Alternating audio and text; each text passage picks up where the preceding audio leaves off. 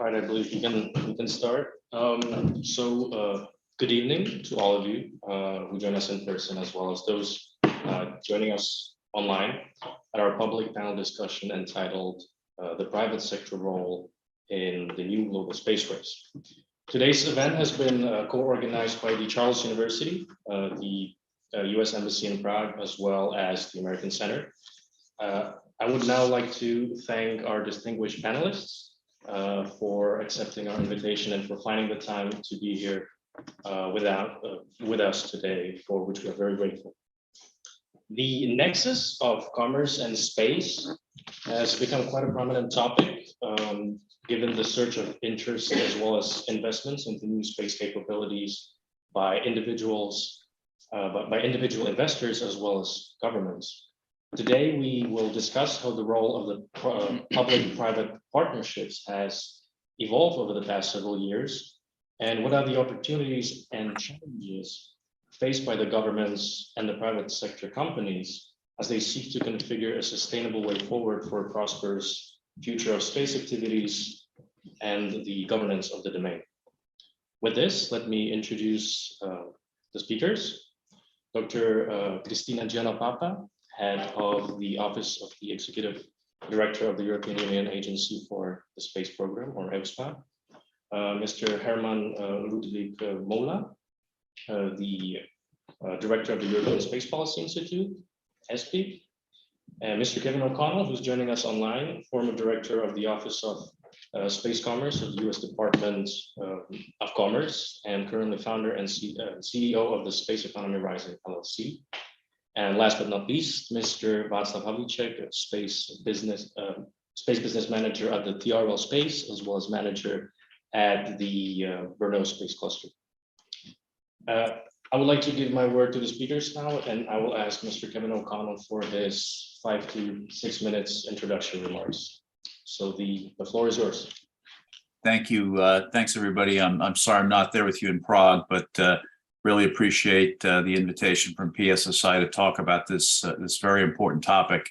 I think with the private sector representing over 80% of the global space economy, it would be unwise for us to fail to recognize it in many different ways, for its own sake in terms of growing space commerce, but increasingly, as the call for the panel has asked us for, the extent to which there's a nexus with security, both at the national level, but also at the global level as well. The speech that I gave at STSC in early 2020 was really about changing our thinking about space security based on the growing role of the private sector. And so the framing question here is how to incorporate the private sector roles, actions, the way they operate into national governments. I think mostly in the context of European activities in space, but certainly it pertains to what we've experienced here in the United States as well.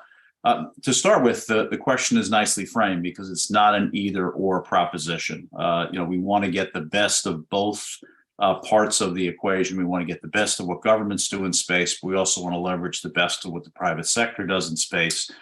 Governments obviously set national priorities. They set budgets. They have their own innovative sets of programs that they pursue. They set standards, although, as you'll see with many of the other parts of my discussion, some of these things are instruments that have to be wielded carefully, not just in a heavy-handed way. And international governance. Private sector is an important source of innovation because of the fact that the private finance community that is largely sponsoring them seeks differentiation, and that's an important role in creating new kinds of innovation. So for my introductory remarks, I'd make three key points here. The first is it's natural for space enthusiasts to always focus on technology and the mission, but I really think we're at a point in time where we have to focus on the economics of the space economy, the old-fashioned inputs and outputs. If there are any economists in the room there that are listening to this. This is especially in light of the changes in the global economic situation and the global finance situation as well. And how do we think about how those will affect things? Now, PSSI has been a real pioneer in this area. Ludwig held an event in his annual conference a couple of weeks ago in Vienna, and this was a large part of the conversation as well. So I'm glad to see that more and more people are talking about the economics. What we're really striving for is what actually drives entrepreneurship and continuing investment in space activities, not only on their own, but also relative to other areas where people can spend their imagination, if you will, and their hard-earned dollars. How do things like talent, private finance and insurance and regulation either drive, encourage, or impede space activities? And what are the actual levers? There's a lot of focus right now on the actual levers. Obviously, with the war in Ukraine, we have everything from export controls to the role of private finance. There's actually very interesting writing in the United States right now on changing approaches to export controls, making them more multilateral. On the other hand, there's some interesting analytic writing recently about the possible influence of the Chinese in the venture capital and finance communities. And so there's, again, a lot of good thought finally going into these things. Regulation. How do we make sure that regulation encourages space activities, yet has an appropriate level of governance on those things? If we move to a more global posture on this, what constitutes effective cooperation and competition amongst allies? We know, and again, PSSI has led the way in this. When we find anti-competitive behavior in global space markets, how do we think about them as allies?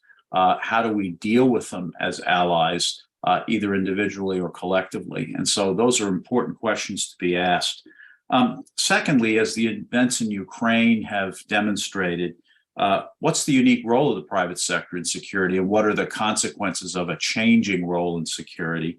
How do we think differently, to say it another way, about security in space? Now you remember, I'll play a little melancholy here because it's now, I think 23 years ago, we wrote a book with others called Commercial Observation Satellites at the Leading Edge of Global Transparency. And what we're seeing in Ukraine now is very much what we were thinking about many years ago. Different way, different context, but we did think about it that way. And so we have seen where commercial private sector actors have undermined Russian disinformation, called attention to Russian atrocities in Ukraine, and actually catalyzed Western behavior. I think Ludwig may talk about this a little bit more, but we're also seeing, cases of commercial activities identifying Russian jamming of Ukrainian space activities and other allied space activities. So there's a large level of contributions there. But I actually think it's bigger than that. The role that we see the private sector playing in security really has to be reframed to show what the benefit is of a growth in space commerce, space exploration, et cetera, and not thought of in a more narrow security way. Not unimportant, but in a narrower security way. Two quick examples of this. One, when we allowed the commercialization, if you will, of GPS, starting in the late 80s, but then really mostly in the 2000s, we now see that the benefit of GPS being openly available greatly outweighs the narrower security benefit that we had. We also see this increasingly in areas like on-orbit servicing, where what have been historical examples of cat and mouse games in space, if you will, now give way to what might be one of the next most important phenomena in space commerce, which is the satellite servicing mission. And so we really have to rethink security in a different way.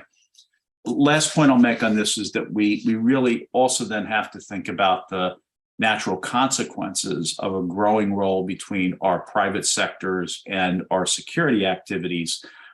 Everything from what the path from crisis to conflict might look like, where will the actions take place? This is not unlike the cyber domain, where historically we thought about governments as being the venue for warning of hostile activities. That may shift now, at least partly, to the private sector. And so we have to encourage a really productive flow of information between governments and private sectors in a way that is respectful of some of the nuances of commercial activities. And private sector entities historically have always they've been shy about communicating threats to government for fear they'd either get a regulation or there'd be a leak of the information that would affect their bottom line and their stock price and things like that. So we have to be mindful of all those things. Last point I'll make is that many of you have heard me phrase use that I've used in congressional testimony. The space economy is accelerating and diversifying, and accelerating there is typically used in a positive way. There are places where it could be considered in a negative way as well. And when we're moving at that kind of speed, it is less governments and more the private sector that we have to leverage as really a key tool in our toolkit. And so on that note, I'll stop and I'll look forward to the comments of my fellow panelists and the questions as well. Thanks very much. Thank you very much. Also, thank you for keeping it very brief. I will now give floor to Mr. Moeller. Yes, thank you very much. And a pleasure to see you again, Kevin. I'll talk about three things really quickly. Maybe the bigger picture of where this may fit when we talk public-private. Then zooming into what it means for space and maybe the context also here locally, because I know that you had a paper recently on the industrial situation in the Czech Republic, which is an interesting study case. Maybe to loop back again to Kevin. In fact, we had a conference just, I think, a week ago or so in Vienna, our annual conference of the Institute, and we had some of the people in the room, and it was a pleasure. And I can resonate what Kevin just said. 45% of something that is really more institutionally, as by its origins, 45% of the attendees were from private sector and finance. 35 government, 20 academics. Gives you an idea on the shift that is happening. Also, what Kevin referred to, Russian jamming in the context of the Ukraine war. When Germany discovered that it had wind farms, more than 5,000 individual windmills that were connected on the same satellite that Russia used for their purposes, or I should say Ukraine used in the conflict. And they realized the 24th, 6 o'clock in the morning in February that the connection of the windmills disappeared. So you have an interesting collateral between what you think is a security thing on one side and commercial or civilian use, and you cannot really distinguish the two anymore. I think that is a very important message here. Quickly on a few points. When we say public-private, this is not only public-private in space, of space actors. This happens when everything is digital. So it happens with those guys that run the economy, the digital economy. You have to factor them in. And equally verticalization, which means that the segments which may be beneficiaries of what you do, like energy, I just mentioned the windmills, it can be transport, it can be mobility, it can be health, it can be many systemic functions of economy and society, and you cannot disassociate this anymore. We should be aware of this. It also means that it's not only beyond the normal space ecosystem, it's even beyond the new space ecosystem. Everybody refers to new space or new tech. It really goes into new players that are not space players. They never were space players. And the ones that disrupt most in this is really the private. And Kevin said 80% is private. So if you look into numbers, 8 billion in 2021 venture money, that's the most disruptive kid on the block. This is really what asks us to rebalance the equation between public and private. Some of this, when we talk about regulation, and I think it's an aspect looked into, sometimes it's a bit of storm and norm. So you do things before you regulate. That's also dynamics of markets that like to be quick. Speed is of essence. And when you say digital, I would argue we are doing this in the time of a digital generation. The Microsofts and the Amazons enter the sphere, the cloud services, they are attached today to space solutions. I mentioned the verticals. You have e-commerce, and if Mr. Bezos invests in satellite system in Kuiper, he doesn't do it for the satellite, he does it for e-commerce. And if Elon Musk does it, he has cars to connect, and he may have other things. So this is verticalization, single industries that just add the space capability to their portfolio. Now, how does that relate to the question on how the public should act with the private? I think it's certainly a new balance. It's more a matter of direction and not prescription. It's about, when it comes to the industries, it's more than just involvement of industries. If I look at the paper, it talks a lot about involvement. It does not use the word entrepreneurial. It is not in the text. I would recommend to consider that. It is not that the public walks in and gives the rules of the games and then an industry adjusts to it. The industry has so much drive that you need just to see how to deal with it and give direction to it. The second thing is really investment. It was mentioned. You have to facilitate investment. I come to the Czech situation in a minute. And it's about top down and bottom up. So you can have a policy directive or guidance. You need regulations at some point, but you need to have the ecosystem that can innovate and can exist in its own motivation. I've been to Prague, I almost don't dare to say, in 1994. And that was, I think, the third or the fourth internet conference when nobody knew what the internet was about. And this is a typical example of an ecosystem that just develops in its own dynamics. Everybody was looking for the user requirements of the internet. They do not exist, not even today. Everybody was looking for the killer application that does not exist. So you have this dynamic and you really need to channel a policy direction to give that a bigger purpose. It's about the full life cycle. We come to this. It's about all players from startups up to primes. It's about academia and industry. I could say something about how Switzerland is approaching this. It's a very interesting case. It's a lot about, and again, Kevin, innovation. You need to bring the innovation on the table. Now, when it comes to venture capital, you'll see the numbers are billions and not millions. That's an important message. This is big scale. This is not 1 million startup financing that is not sufficient. You have to have the full story. It is downstream. It's also upstream. There's a big emphasis on downstream and applications and services. If you look into where the money goes, if you want an indicator, it's a lot on technologies that are not space technologies, artificial intelligence, processing in orbit, and the likes. But despite all the drive the private brings, the public has to grow with that private impulse. Otherwise, you cannot give direction to it. So it remains a partnership between the public and the private.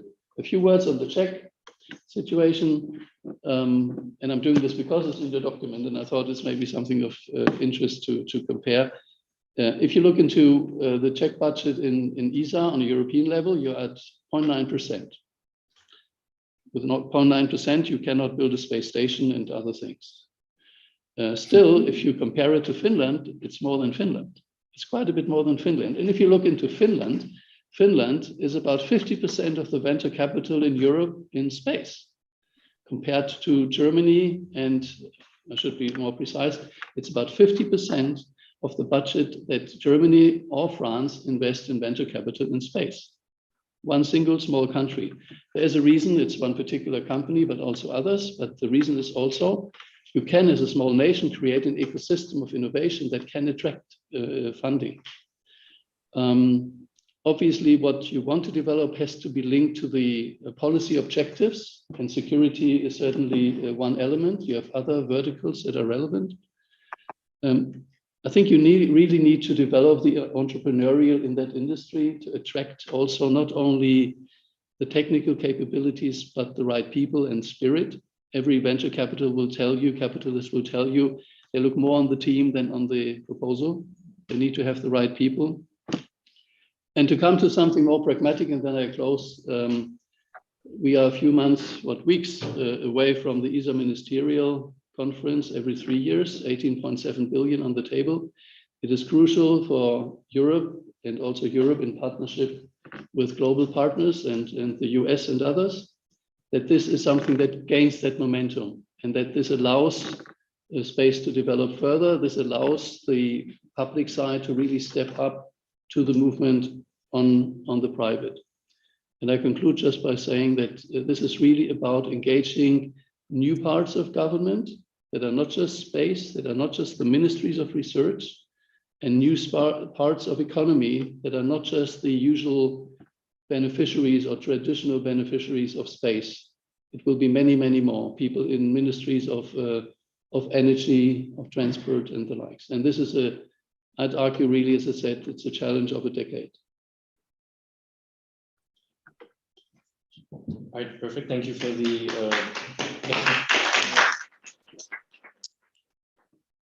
thank you for the remarks. I will now give the floor to Mr. Havlíček, perhaps for the. Sorry, you speak. It's okay. Oh, Sounds good. yeah. We're just making fun of each other from the start. So It's okay. First of all, thank you for the invitation. It's also, I'm in a super specific position. I'm actually the only Czech in the panel. So my remarks will be a little bit more focused on Czech. But I will start by the public-private partnership, because it's something that it's developed or it's used or applied where there is the need. And there is the need in space because you have actually two parts that need to fit together. And my colleague panelists already talked about it before, but I will talk about it once more, because basically the country has two options. The country has two options, and one option, it has three, but the third one is shitty. So basically you have two options. The first one is to invest in a technology and be good in the technology. The second is don't invest. The third is invest something and be not really good, but still lose money, okay? But you don't want to do it. And basically, you don't want the country to do this by the country officials, okay? I like our officers, I like the people who sit at the ministries and in the city offices and so on, but I cannot see them doing technology, you know? I have problem sending a letter. I have a problem getting a living permit for my wife. I don't want them to actually be doing technology. And this is why private is the way, because you have the hunger, you have the need to make money, you have the need to improvise, you have the flexibility, you have all of this. But again, you need the public in this case, because you actually need the funding. Because once again, this is not a game that you can play with millions. You always play with billions. And if you want to play this game on a good enough level that you are competitive, if you want to be the country that has the technology, you need to combine these two. Because for the private, there's the need and there's the want, but there's the wall, and the wall is the money wall. And if you look at it, we are in a good position. We have really good history as Czech Republic, the seventh most industrial country between First and Second War. Okay, we know why we lost some of this edge. Something has happened. And if you look at space is something that historically, even though it's funny for me as a space professional, but historically it came from aerospace. And if I'm not wrong, there's, I think, 6 countries globally that can do from idea to complete airplane. And Czech Republic is one of the countries. That's funny, you know, we are 10 million people country that most of the humans on Earth cannot locate, you know, just cannot, because we are like a super small country somewhere. But the somewhere is actually really important, because the somewhere is, and now Adam will be happy back in the room, because the somewhere is in the Free Seas Initiative, you know. And what is it? It's basically the belt between the Western and the Eastern countries, you know. And there's a joke that the worst thing you can say to a Czech is that he's from Eastern Europe. Yeah, we are, you know. But the thing is that this is really good, because if you are looking at potential partnership as a Czech company, if you're doing the things that are hidden or called under the term economic diplomacy, you are actually in like super good position, because if you go somewhere, you're not from the countries that colonize them, and you are not from the superpowers.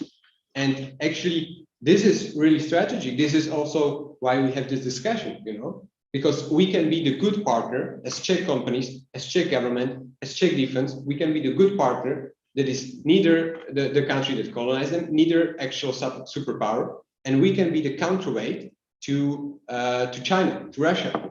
If you go to Southeast Asia, if you go to Africa, these are the countries, these are the locations, then China and Russia is trying to score points on. This is where they build strategically, but they build with the new colonies, you know what I want to say, and they build with problems. But if you come there and you come with honest and good partnership, they love you. You know, there's no other way, because they are in the same position as we are. They are small countries somewhere. You know, people place them somewhere in the map, and if you ask them, they also place Czech Republic somewhere in Europe. But this is it. And now, why the technology? We have the two options: do it or don't do it. The two options are here, and I'm super focused on the first option: do it, because now we see it with many technologies. We slept on them as Europe. We slept on batteries, on manufacturing of batteries. When the first factory of battery manufacturing, big factory to manufacture batteries was to be opened in Europe, there was the need to fly multiple people from Taiwan, from Japan, from South Korea here to be able to actually build the technology. It's okay, we can design batteries at universities, but we don't know how to build a factory for that. Similar, we see it now with the chips. You know, it's the most famous thing now. It's everywhere on the news. There's a chip X in the US and everything. But like, the space is the same. You have it or you don't have it. If you don't have it, you always need to buy from someone else. And now it's nice. Now it looks like, okay, there's so many things in space. There's nothing in space now. Let's look at how many things were in space and how much our economy was dependent on space 20 years ago. And now imagine how dependent it's going to be in 20 years. And now imagine that you are the country and you are saying with peace in your mind, I don't want to invest in this. It looks stupid, okay, but we are doing this. You know, we are putting a lot of money in space, but it's still nothing. We need to put more as a country, so the private companies can thrive more, so they can be competitive on the market. So we are in the space train. If you are not in the space train, then again you are dependent. I'm starting to go in rounds, so I'm ending my remarks here. But I hope you got the point. Thank you for the remarks. I also like the idea of Czech being a potential counterweight to China and Russia, let's say, in certain places around the world. Then again, regarding the competition, it can be nice to have, how to say it, nice partnership, but it's not enough if the rules, or let's say the other partners involved, don't really, play on fair or equal grounds. But that could be something for the discussion afterwards. Now I'm going to give place to Dr. Giannopapa. Please, the floor is yours. Thank you very much. Just to also say hello to our colleague from the US that is making the effort. Hello, Kevin. Nice to see you. So let me say a little bit about EUSPA, the European Union Agency for the Space Program, because some of you might know about it, some of you might not know about it. It's an old newcomer in these discussions and in this engagement. So EUSPA actually started back in 2002 with a joint undertaking at that time when Europe decided to develop its own navigation system, Galileo. And later on in 2010, they created an agency called European GNSS Agency with headquarters here in Prague. And about a year ago, a bit more than a year ago, in 2021, they adopted in the European Union the new space regulation. The space regulation did actually two things. One of them was to put all the various components of the EU programs that were developed under one umbrella, the EU space program. And the other one was to create EUSPA, the successor of GSA, with a broader portfolio. And I will tell you what the mission of the agency is, to do a lot more activities. So let's take a step to see what is the EU space program. So the EU space program has different pillars. The first one is Galileo and EGNOS. So EGNOS is the augmentation system of the European Union. And today we have more than 400 airports across Europe that are using and utilizing EGNOS. We have Galileo, the satellites that the Union has been building with the help of the European Space Agency. And today we have worked, the predecessor of EUSPA, GSA, has been working with the manufacturers, the ones that actually develop the chips, which take the navigation signal, and in particular with mobile providers. So today, every single mobile phone that is sold into the Union has to be Galileo enabled. Then the second pillar, it's Copernicus. Copernicus is actually, let's say, the eyes of Europe in space. Is the most elaborate system combining Earth observation data and providing through the Sentinel's Earth observation data. It produces today 20 terabytes of data per day. And Europe has chosen to ensure that this is open data in order to have businesses and commercialization uptake. And it was very nice to hear from Kevin that it is important to have open data, that it is provided for the businesses to develop. The same thing is with Galileo, it's also an open signal. Then the third pillar of the Union's program is something new. It's GovSatcom, Governmental Satellite Communication Systems. In order to pool and share the capabilities the various member states have, those that do have it, in ensuring governmental satellite communication services initially for governments, and this will in the future potentially evolve. And EUSPA is the one that is currently developing the hub, which will be pooling and sharing these capabilities. The other element is space situational awareness, space surveillance and tracking. There is the European Union SST consortium, which will be succeeded by the partnership, and EUSPA will become the front desk as of 1st of July, taking over from SATSEN. And then there are other elements here and there that are developing. So EUSPA, what has been its new mandate entrusted by the EU regulation? 3 pillars. One is the operations and the exploitation of the infrastructure. We need to ensure that the infrastructures which belong to the Union are operational 24/7, and they are there for the citizen. The second pillar is related to security. EUSPA is the one that accredits all elements of the EU space program. So this is the second part, security, a very important element. And the third one is the market uptake that we heard before, and this was doing, its predecessor, GSA, was doing exactly the same for Galileo and navigation. And now with EUSPA, this is expanded to all the elements that are there for the EU space program. So to ensure that the market uptake is there, and it was very nice to hear from the previous speakers, they all mentioned the non-usual suspects in the space sector. This means the ones that develop tracks for agriculture, in order to work together with them to ensure that they know what is space for. And of course, money is a very important element, as you mentioned. EUSPA is managing 9.5 billion euros in this financial regulation from 2021 to 2027. Parts of it is given to the European Space Agency to develop the satellites, and other parts are there for developing the market as well. And of course, there are various instruments which are there in order to ensure that companies have the possibility to take and participate in the programs that EUSPA does for the market uptake.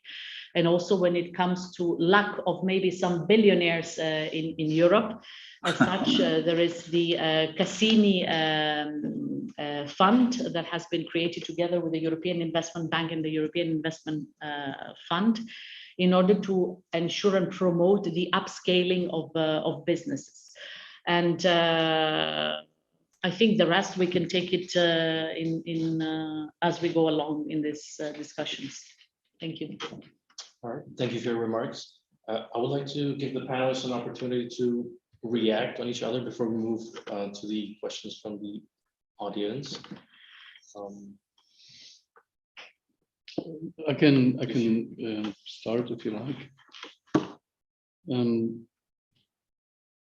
Maybe just a comment on what really today is maybe the biggest investments in Europe in space on a European level. And as just mentioned, 9.5 billion. This is on EU level. It's always in 7 years rhythms. This is the nature of it. It's not about space. This is the funding cycle. That is considerable, yes. And then you have the member states that have considerable national budget, like France in particular. And then you have ESA, and I mentioned the ministerial upcoming. This is a 3 years horizon, so the rhythm is higher. And it's 18.7 billion for 3 years. It gives you a bit of an idea on the level when we talk about billions and not millions, and we compare against what we said, 9 billion per year of venture capital globally. So that gives you some of the dynamics. Now, if you look into the Galileos and the Copernicuses and also the GovSatcom, maybe 3 remarks. They are very successful programs, the best with the best on the planet, really. At the same time, if you sometimes look into what are the technologies, if you take Galileo and you take these phones, there's a lot of Taiwanese chipsets.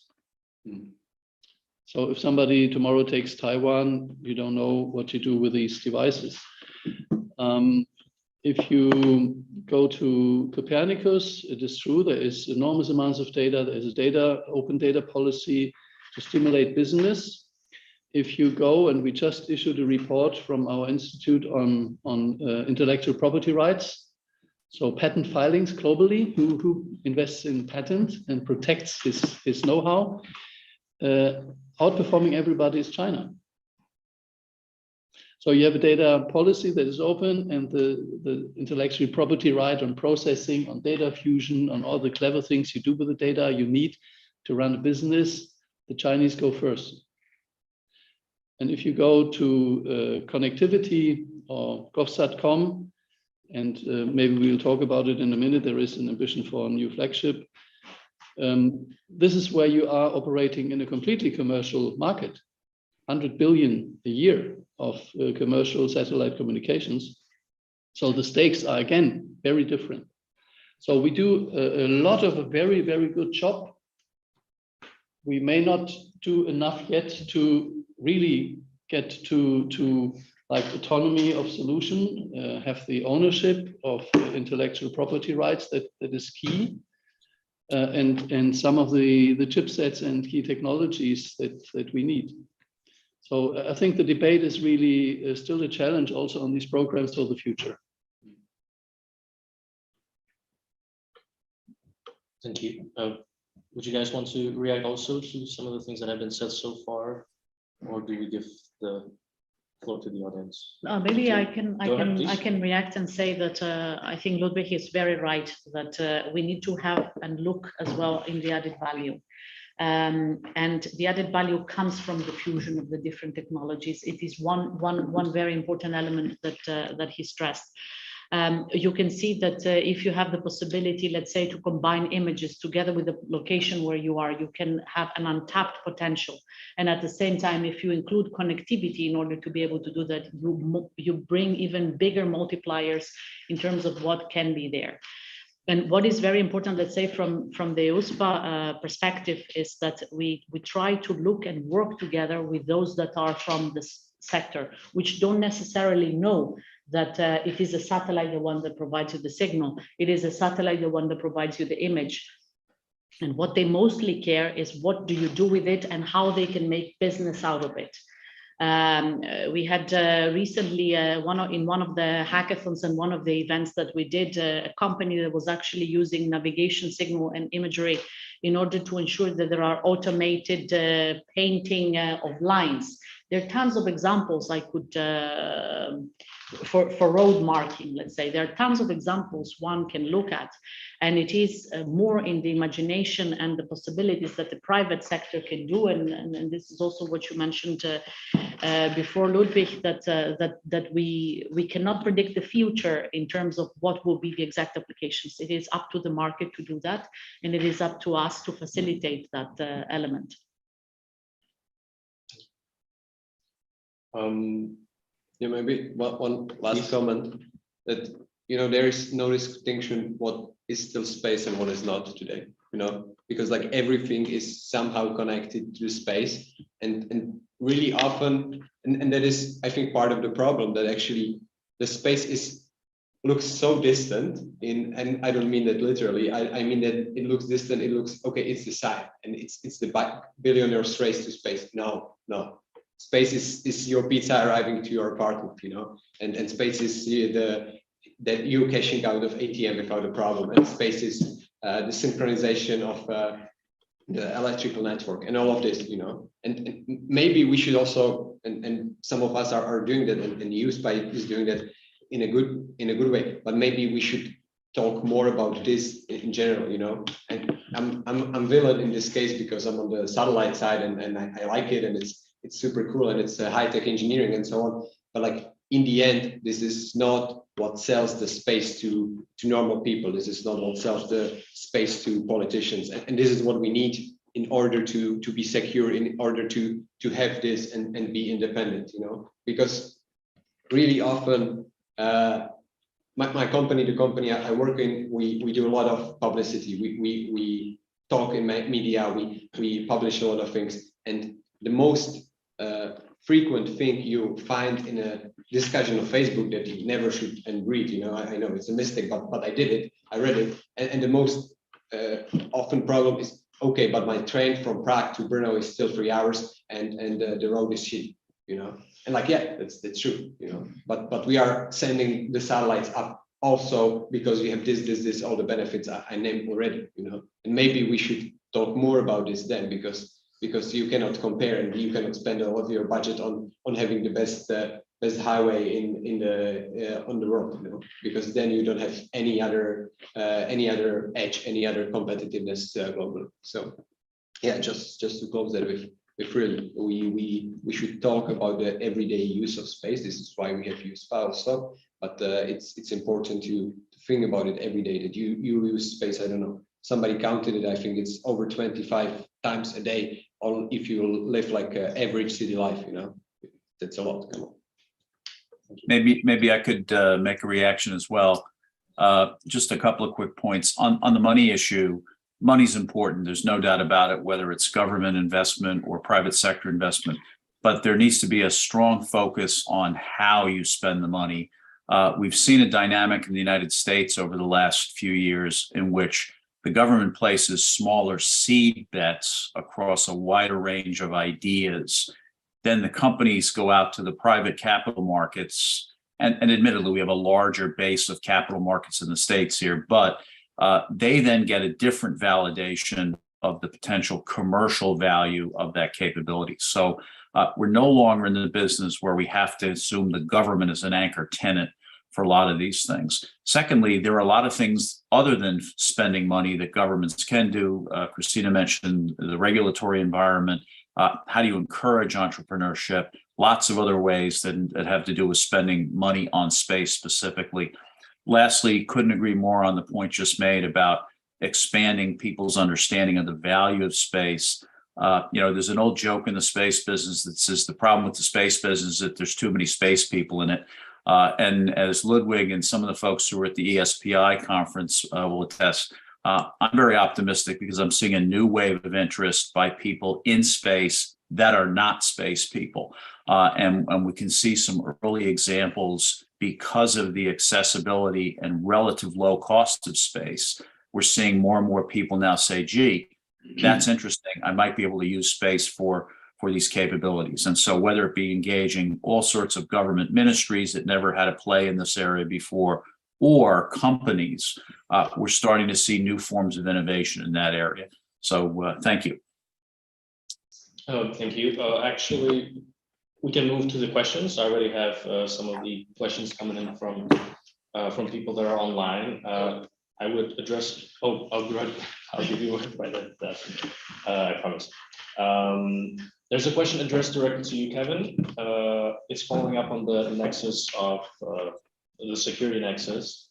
It's asking, what do you do in the US to address the competitive environment vis-a-vis China? And is this something the US worries about? And What about Europe? Yeah, so I think one of the things we have to be worried about, and I think it's both the United States and Europe, is a strange anti-competitive behavior we see from China. You know, we in the United States, our companies in Europe as well, we prepare to go into a bid, you know, sort of a competitive bid, and we sharpen our pencils and we get the best possible price we can get for something, and we go into a competition and we lose at 1/80th the price. Well, there's clearly no relationship between cost and price in that context. And so identifying some of those cases, we did have a long list of those while I was at the Commerce Department, just being mindful of what they are, conveying our real dissatisfaction with that as the basis for the competition. But I think it creates the need for a larger discussion about what competition and cooperation are, even amongst allies, because we do have our own differences in this area. But you know, how do we go against what is clearly much more anti-competitive behavior, as we have seen, for example, in the Chinese Belt and Road Initiative? Perfect, thank you. The next question I have here is for Mr. Moeller regarding the patents. The question is, are we thinking big enough and far enough? And do we have a long-term game or plan?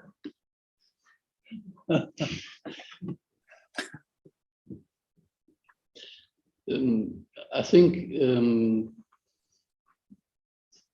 we still need to develop an approach that you should use the data as the fuel or the gold of the new age, of the digital economy, if you like.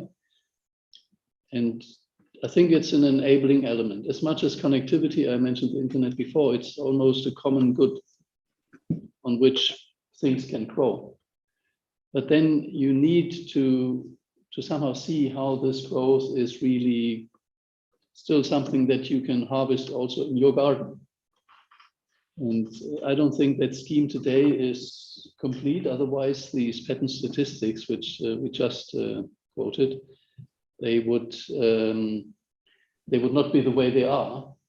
Having said that, Earth observation as a whole is in a very strongly emerging market, but it is emerging. If you compare it to what we said before on connectivity, it's maybe 1% of what you have elsewhere in the space economy. That will certainly change over time, but it also means that it's a good time still to think about how to make it grow so it really gives the economic return. Perfect, thank you very much. As I promised, I'm going to give a place to you. I've noticed you've been asking I had for a technical question. Oh, please. My friend cannot connect to this session, but like it's almost over, so. Yeah. Yeah, maybe I will ask for the link to. Yeah, we could do that. See it later. All right. Is there any question in the audience? Please. Speaking of links, Starlink has recently been in the media once again, and Elon Musk to no longer supply to the Ukraine, only to a certain extent. It has become apparent that this system has been instrumental for the Ukrainian war effort. Is this a distribution between public and private when it comes to military assets that is optimal, or do you think this will change in the future, that better decentralized satellite and internet connectivity will become critical infrastructure within the hands of the government? Yeah, who would like to answer the recent? Maybe I would like to say that, like, I hope that really soon we will consider almost all of space critical infrastructure, because it's really, it looks like it's not, but it's actually really vulnerable. And if you, I work with a cybersecurity company in space, and it's funny because when you go to a space conference and you are actually in the business and you talk to the people, everyone's doing, yeah, cybersecurity is super needed. It's really good that you are doing it, but I don't need it. And that's the answer, like everywhere. It's the most common thing. And it was the same on the cybersecurity market on Earth, okay, in other industries, until there was regulation that was pressing banks and institutions and so on to have this protection, you know. And I hope there will be rules in space, not because I will make money on it, but because it's needed, because it looks there, it's safe, it's not. I can maybe compliment. First of all, this is not only Starlink. I think the question is really many initiatives today, including a new European ambition to do something similar, exists. If you again come into money terms, it's today about 30 billion invest into these new orbits and connectivity solutions. It is the very first generation of these things. Huh? It's like for those of you that still connected on modems in the past, and you can hear the connecting noise of your line before you had fiber optics at home. I think this is not completely dissimilar, but it also means that behind this, there will be a complete change. So I think it's fair to assume that in one way or the other, and to some degree, more or less, you will see a lot of connectivity going into orbits. There is no real reason. It's an engineering challenge. There are some things that are more complicated in space than on ground, but it's a matter of time and it will happen. Now, what you do not want as any world region is to depend on somebody else's infrastructure for what is maybe critical. So you certainly will have American, like what was mentioned. It can be private driven. It can be, and it will be Chinese. There may be others. And Europe makes an effort today to also have the European component. And you need this, I would almost say it's a matter of digital sovereignty. You need that component to really have the one of the backbones, one of the systemic functions that you need for your systems to work. And you do not want in a few years from now, in another crisis, to have to revert to somebody who may help or not help you. And maybe he helps you the first day and not on the second. So this is a true appeal. And in fact, it's an urgency because this is happening now. And what is occupied in terms of orbits, and it's in the sense of space in space, it's a limited space, right? We cannot put endless amounts of infrastructures there. I think this is a time for Europe to really step up and also have that component. Maybe I can also add from the perspective, let's say that EUSPA over the past years has been, well, with the new activities, is aligning basically to the priorities of the European Union. And just to name a few, one of them is a stronger Europe, means to look into the autonomy of Europe. And Ludwig mentioned the autonomy also started with Galileo in the past, Copernicus, and of course, currently now the European Union has put on the table a new proposal for the space-based secure connectivity program beyond what we have today with GovSatcom, and to look into that part. But it's not only one that it is the connectivity. There are other ones, digital in a broader sense, but also the Green Deal, where we have the possibility to look into the agriculture elements, from the farm to fork, as it is called, energy, greener energy activities. And of course, this is something which is very important. And overall, to ensure that, let's say in the Union, we have resilience and innovation as such. And in all of these parts, space can contribute. And in EUSPA, we are aligning to the priorities of the Union in order to ensure that we mobilize also private companies in terms of SMEs, so the commercial sector, with different instruments that we have to ensure that there is a market uptake in this part. So this will be a little bit my reflection to the various questions we have heard so far. Thank you. Perfect. Thank you. Yeah, go ahead. But please, if I may kindly maybe as it was about the US, we should also leave Kevin say something on this. Let me I'll just make one add. I think all the comments are excellent. I think one of the things we do need to do in response to the gentleman's question is we really need a lot more thinking about how the public-private interactions will take place as a matter of security. And so issues like protection, indemnification, the role of insurance, and other policies related to those things, the extent to which public companies or even private companies are more public than our traditional security instruments, how will those be potentially manipulated in the course of a crisis? We need a lot more thinking, maybe even some gaming out of how those things play out for ideal policy solutions. Thank you. Yeah, I've seen some hands. Also, I wanted, if I may ask you kindly to just introduce yourself briefly and please. Okay. Hi, my name is Joe DiQuisto. I just wanted to add to what Kevin just said, because I was going to ask that with the private actors and the government actors in terms of the security requirements, because he kind of touched on it, because back in the the 60s and the 70s, when the space shuttles were first being shuttled into space, people weren't talking about cybersecurity, right? Like, so do you think the challenges are bigger for the objects in space in terms of getting the security on par with the private actors, or do you think it's more about the components on the ground that are connecting to the objects in space? Like, what do you think the biggest challenge is in getting the private and the people like Bezos, and because I feel like they have their systems, they focus more on this security part, like cyber and all that stuff. But I mean, how often are these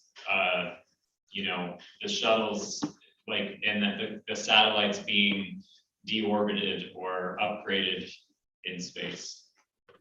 Thank you for the question. I think it was for Kevin, yeah. right? Well, he touched on it, so if you want to add to it, that's fine. Kevin, please. So I think, like a lot of other things, we have to approach these with a keen sense of how they affect the actual company. What you're not trying to do here is to create pardon me for the rest of the room, other than the economists, a parastatal entity that's essentially an arm of the government. They are private companies. They do have an interest in security, as you've already mentioned.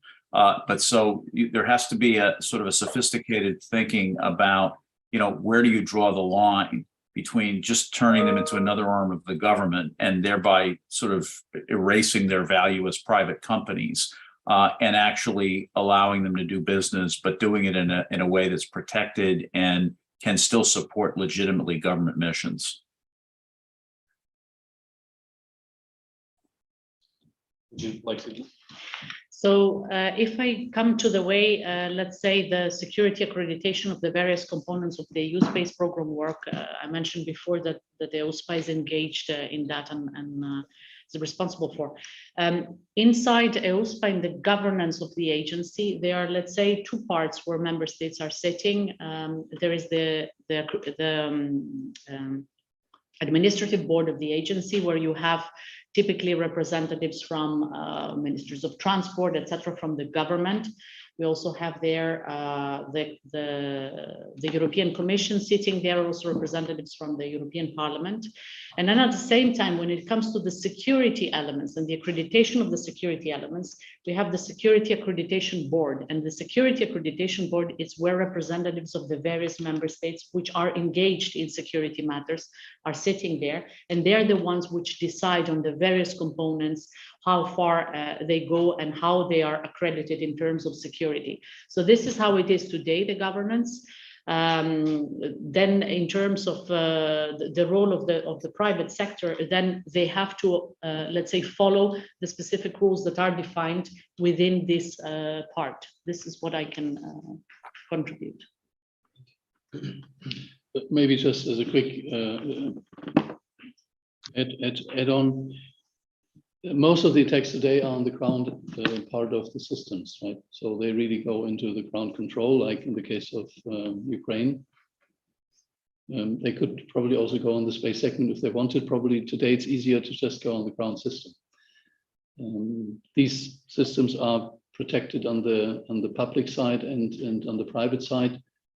I think cybersecurity will always be a challenge. I mean, this is never, you have it on your software updates on your phone and your PC when you have to update because something is a new hack. And so I think you have to look into this. There's maybe one thing is quantum encryption, that is where there are space solutions now in the making to really do an end-to-end encryption of what you do on space systems. That is one element to mitigate. It's not the only.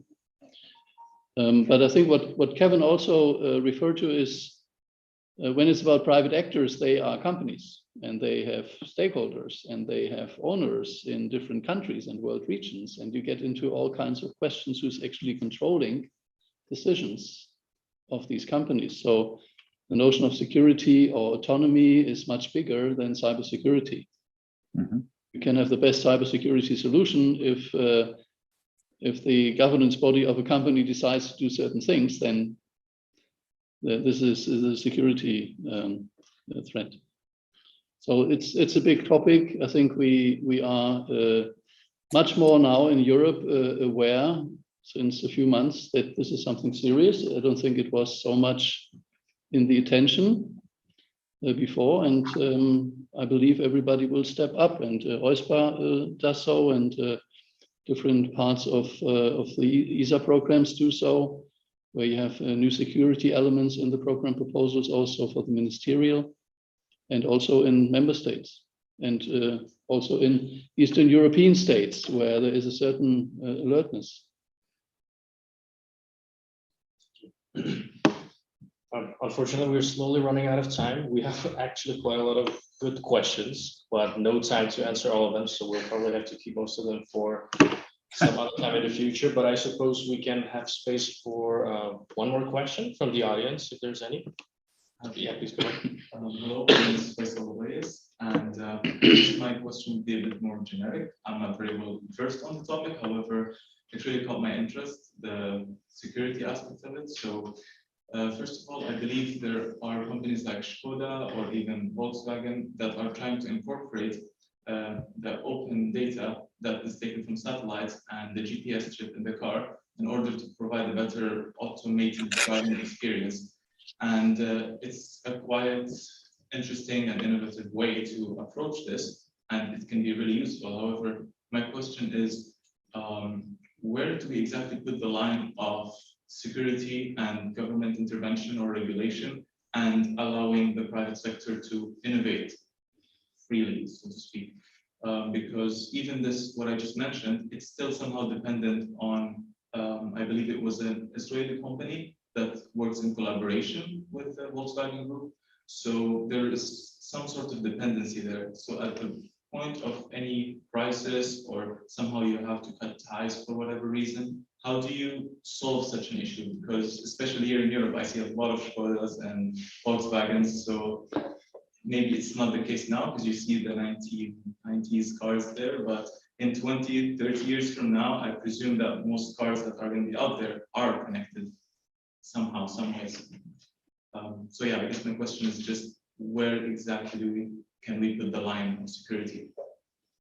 Maybe can I respond? Please. Okay, just my first reaction would be from what I heard that you said. I hope it's not only the GPS signal that it can be received by by the cars of Skoda and Volkswagen, and even more also the American cars, that it is also Galileo enabled, and that they have the possibility to use the different signals as in this way you get the best signal as it is today in EGNOS, let's say, which we have here in Europe. I mean, if you look your phone, actually, there are applications in Android phones that you can see which satellite you use, and to get the best is always to see what is available. So, okay, from that perspective, then when it comes to matters of security, there is not one security, so it's not one size fits for all. So it depends on the different levels that we're talking about, on what type of security, in which component, in which different parts.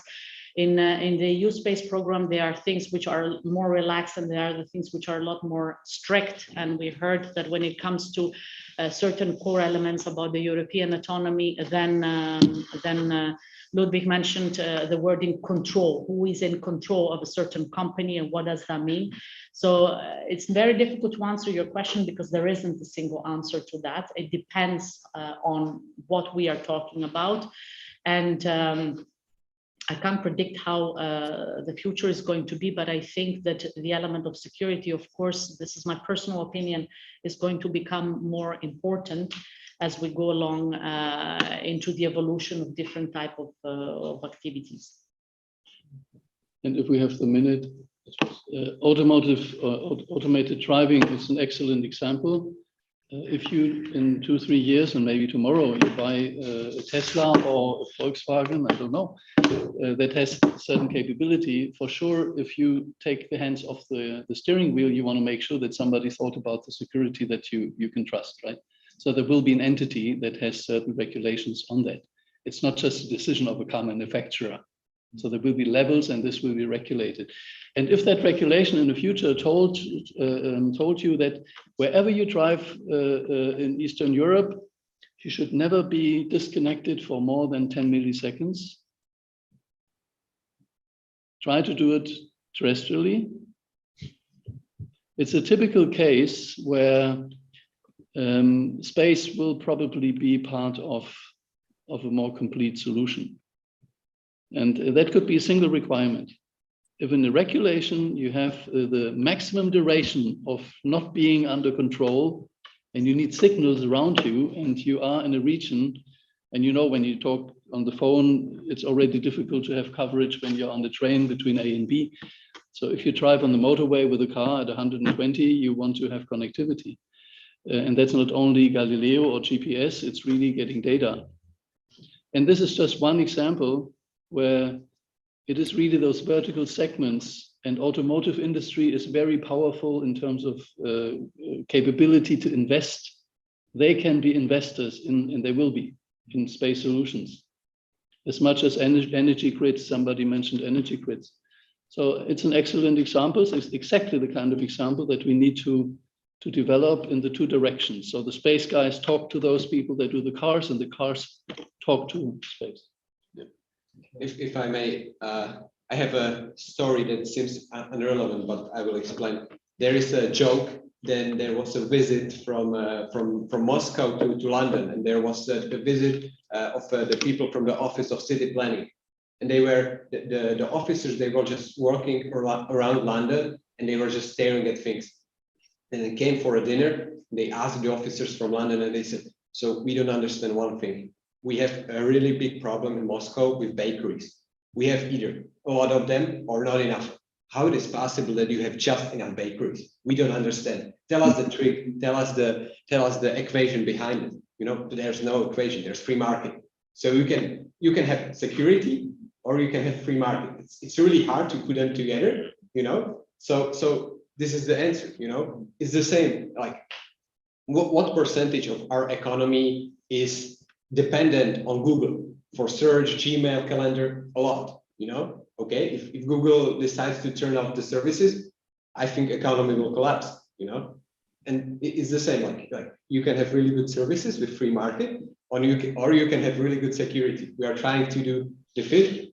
Of course, always there's going to be some problem, some benefits, but it's the problem of the bakeries in the end. You know? Thank you. Kevin, would you like to have some final concluding remarks?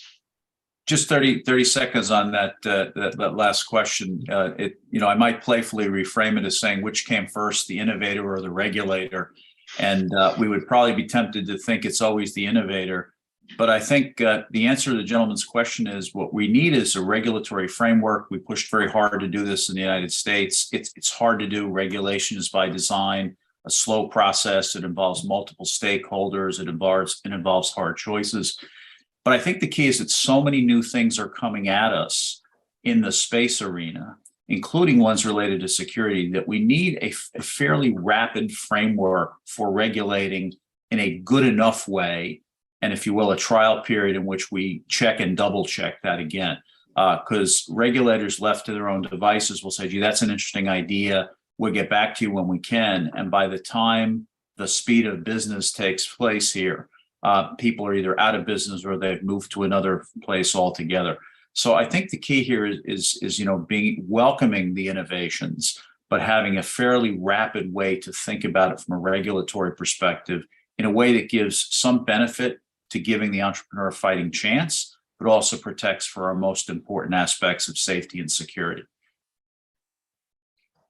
Thank you very much for the last comment. Our time is unfortunately up. I would like to one more time thank the panelists as well as the audience for your interaction and your questions. And we'll be looking forward to seeing you on our other different events and further discussions. So thanks again.